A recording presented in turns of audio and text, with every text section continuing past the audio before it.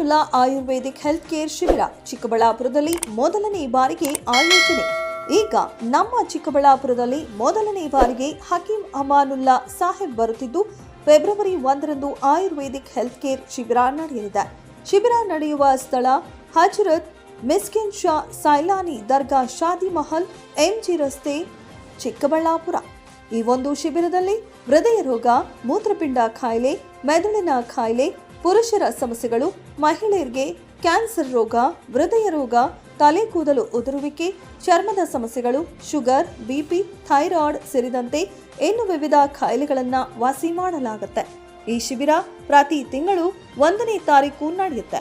ಪ್ರತಿಯೊಬ್ಬರು ಈ ಶಿಬಿರದಲ್ಲಿ ಭಾಗವಹಿಸಿ ತಮ್ಮ ಕಾಯಿಲೆಗಳಿಗೆ ಪರಿಹಾರವನ್ನು ಕಂಡುಕೊಳ್ಳಬೇಕೆಂದು ಮನವಿ.